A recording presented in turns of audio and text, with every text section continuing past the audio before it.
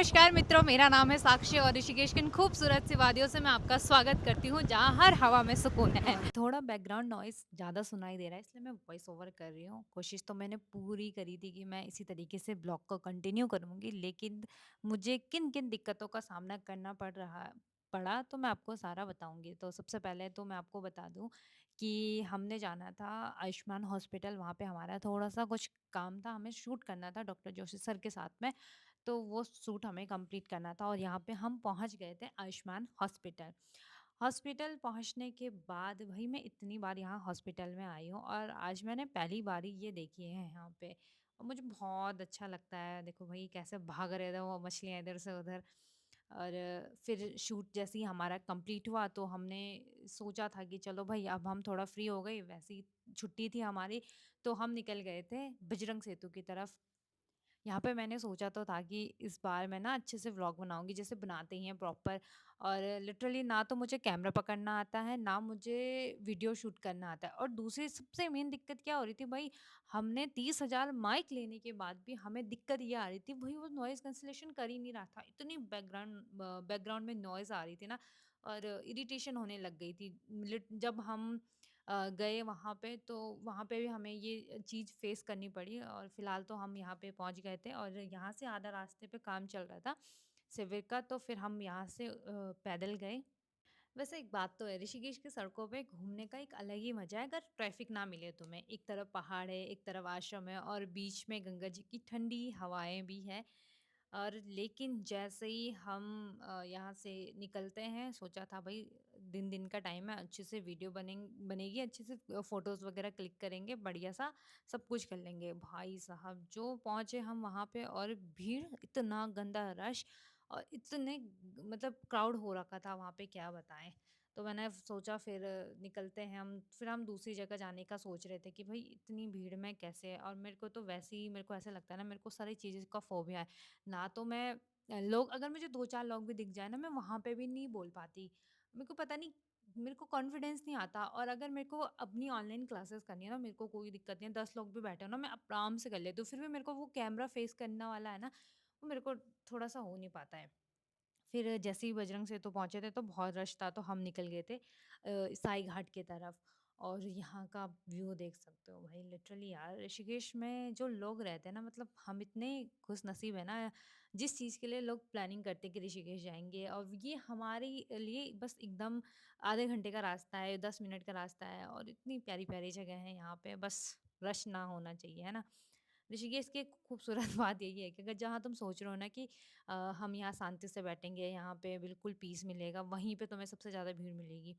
और फिलहाल तो यहाँ पे इतना रश हो रखा था, मतलब ये ना एक टाइम पे जो साई घाट है, तपोवन का साई घाट, वैसे ऋषिकेश में बेसिकली दो हैं।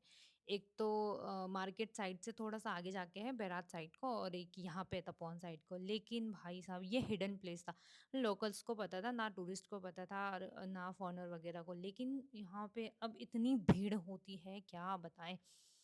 शाम के टाइम पे तुम्हें यहाँ पे गिटार बजाते हुए लोग दिखेंगे, कोई ना कोई गाना गाते हुए, बहुत सारे लोग दिखेंगे और कोई कुछ ना कुछ करते हुए। और मैंने यहाँ पे भी सोचा था कि चलो भाई मैं यहाँ पे भी अच्छे से बनाती हूँ, पर यहाँ पे भी इतनी आवाज़। और ऊपर से सबसे गंदी चीज़ ये हो रही थी वहाँ पे कि वहाँ पे बैकग्राउंड में म्यूज़िक चल रहा था।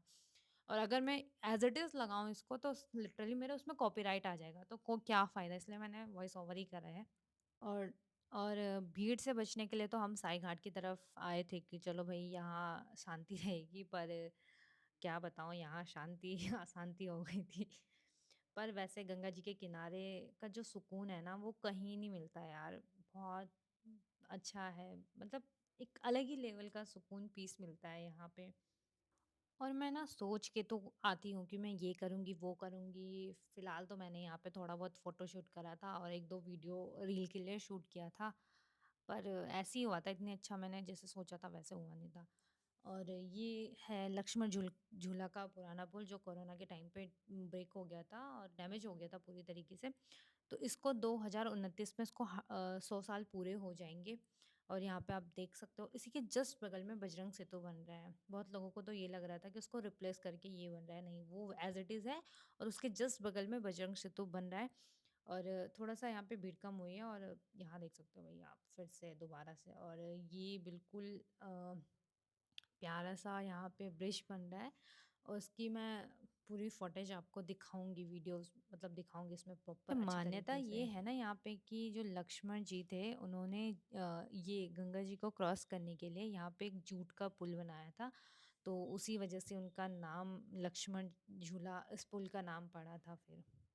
इस पुल पर चलते हुए तो लगता है जैसे इतिहास, आध्यात्मिकता और आधुनिकता तीनों एक साथ चल रहे हो। एक तरफ साधु संत, दूसरी तरफ टूरिस्टों की रौनक और तीसरी नीचे गंगा जी जो हर यात्री को अपनी बाहों में समेट लेती है। तो अब मैं आपको पूरा व्यू दिखाती हूँ। जो ड्रोन का शॉट है उससे बहुत प्रॉपर अच्छी तरीके से व्यू देखना आप यहाँ पे कि लिटरली। पर आप जब भी ऋषिकेश आना ना यहाँ पे ज़रूर विज़िट करना और यहाँ पे बहुत सारी चीज़ें हैं। आपको पीछे 14 मंजिल भी दिख रही है, वहाँ भी आप विज़िट करना।